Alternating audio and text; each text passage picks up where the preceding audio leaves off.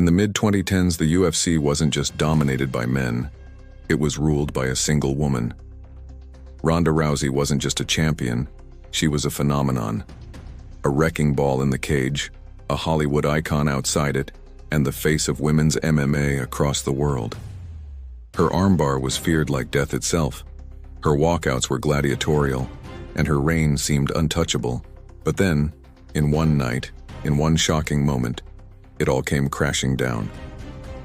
November 15th, 2015, Melbourne, Australia.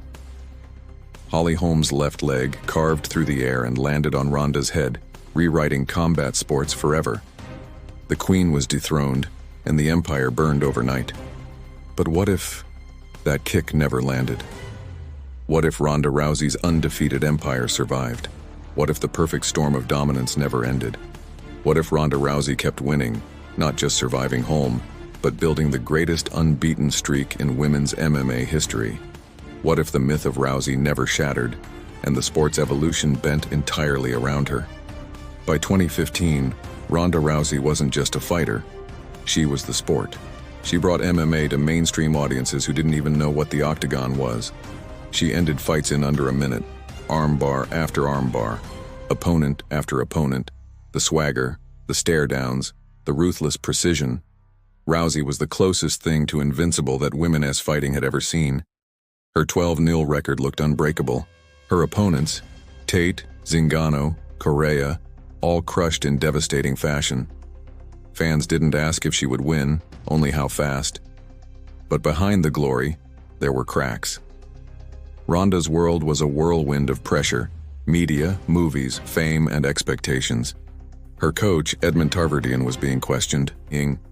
Her boxing defense was still raw, and across the cage, Holly Holm, calm, strategic, and surgical, was quietly studying the champion's every habit. In reality, that night, Holm's kick became legend, but in our alternate timeline, she never lands it. It's round 2. Holm circles left, keeping her distance.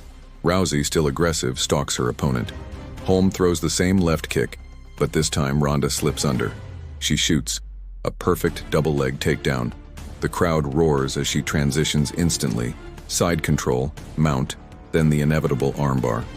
Holm taps. The Queen lives. The empire survives. The world explodes.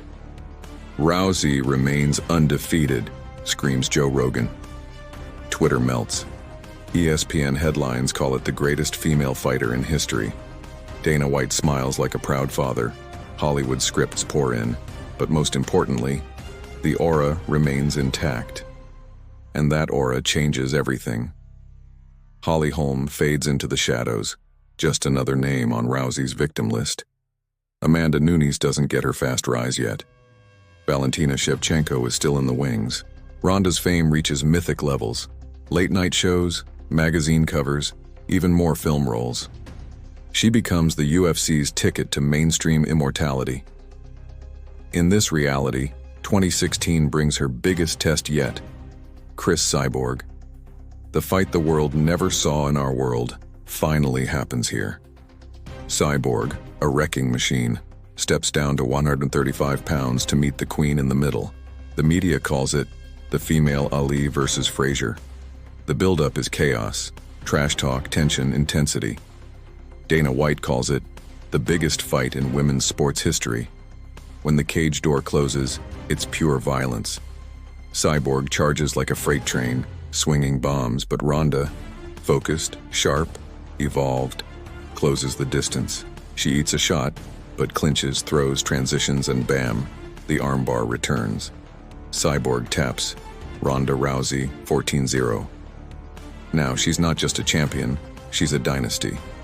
By 2017, the landscape of the UFC looks completely different. Amanda Nunes, Valentina Shevchenko, and even Rose Namajunas rise slower. Ronda becomes a symbol of perfection, the undefeated queen who conquers everyone. The UFC tailors divisions around her, building her legacy as the centerpiece of women's MMA. Pay-per-view numbers shatter records. Ronda vs. Cyborg 2 sells 3 million buys. She's training smarter now, sharpening her boxing, integrating true elite coaching. Every win makes her story bigger, every fight more cinematic. The Ronda Rousey era becomes a movement. She becomes the face not just of women's fighting but of combat sports. No longer an underdog, now a myth. The media starts comparing her to Muhammad Ali, to GSP, to John Jones. And for once, the comparisons don't sound crazy. Meanwhile, Amanda Nunes finally earns her title shot in 2018, the lioness facing the empire. In the real world, Nunes destroyed Rousey in 48 seconds. But here, Ronda's no longer the same fighter who got caught. She's battle-hardened, disciplined, no longer fighting angry, fighting smart. Nunes swings wild, confident, but Ronda weathers it, drags her to the mat, and finishes her. Third-round submission. The crowd erupts. It's over. The last challenger has fallen. Ronda Rousey, 15-0. The first undefeated female legend in UFC history. By 2019, Rousey retires on top. Undefeated, unbroken, untouchable. She transitions to movies, but this time as a living legend, not a broken warrior. Every interview, every highlight reel, she's the woman who never fell.